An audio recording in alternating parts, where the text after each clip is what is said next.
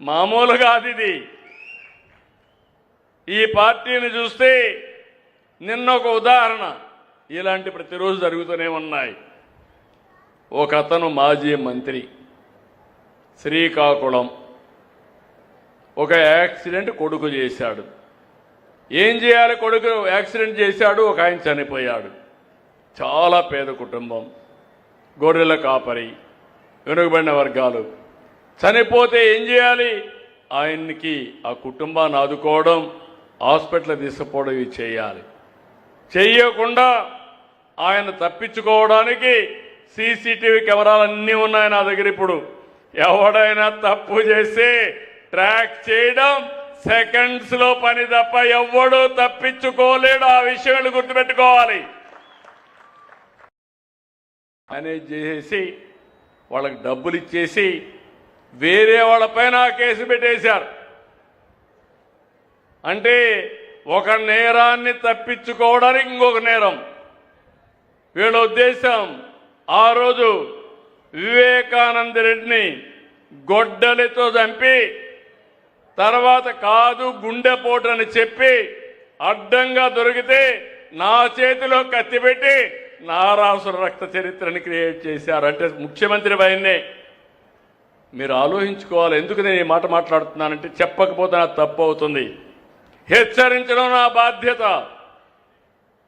ఈరోజు దీపావళి పండగ చేస్తున్నాం. ఎందుకు దీపావళి పండగ? నరకాసురుడనే ఒక రాక్షసుడు ఉండేవాడు. అతన్ని చంపిన తర్వాత దీపావళి పండగ చేసుకుని ఇలాంటి దుర్మార్గులు ఉండకూడదని ఒక మెసేజ్ కోసం చేసుకుంటున్నాం. కొంతమంది అంటున్నారు మీరు మాట్లాడొద్దండి. నేను మాట్లాడను. మళ్ళా మీరు వచ్చి రఫా అంటా వస్తే మీరు కూడా ఏమారిపోతే అది నిజంగానే రఫాలు ఆడిస్తారు. మొన్న చేశారు, మీరు చూశారు. ఎంత ధైర్యం ఉండాలని అడుగుతున్నా. మామూలుగా ఎప్పుడన్నా చూశారా?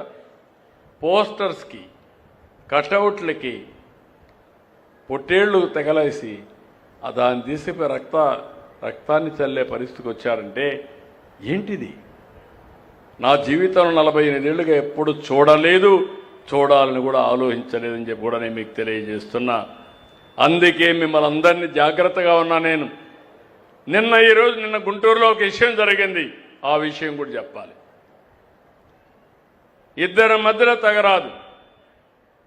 ఆ ఇద్దరి మధ్యలో ఉండే తగరాదుని ఒక తెలుగుదేశం పార్టీ కార్యకర్త ఉపయోగించుకొని వేరే వాళ్ళని, ఈ ట్రాన్స్జెండర్ ఉంటారు వాళ్ళు పంపించి ఒక మహిళ బట్టలు ఇప్పే పరిస్థితికి వచ్చారు. అది విన్నాను. ఇది నేరం. ఎవరు చేసినా తప్పే. ఇమ్మీడియట్గా అతన్ని పార్టీని సస్పెండ్ చేయడమే కాకుండా అరెస్ట్ చేయమని ఆదేశాలు ఇచ్చానని మీ అందరికీ ఇన్ఫర్మేషన్ ఇస్తున్నా. అక్కడుండే ఆఫీసర్లు కూడా ఉదాసీనంగా ప్రవర్తించారు. వాళ్ళు కూడా ట్రాన్స్ఫర్ చేయమన్నా. చట్టాన్ని ఏ వ్యక్తి కూడా తన చేతల్లోకి తీసుకోవడానికి వీలు లేదు. అది నావాడైనా పరవాయుడినా ఎవరైనా ఒకటే. ఈ విషయాన్ని గుర్తుపెట్టుకోవాల్సిన అవసరం ఉంది. నేను ఇవి చేస్తే మీరు చేసిన తప్పంటే నా మీద విరుచుకుపడతారా? అది జరగనీయం. Law and order కాపాడుతాం. మా ఆడబిడ్డల మానానికి శీలానికి రక్షణగా ఉంటా.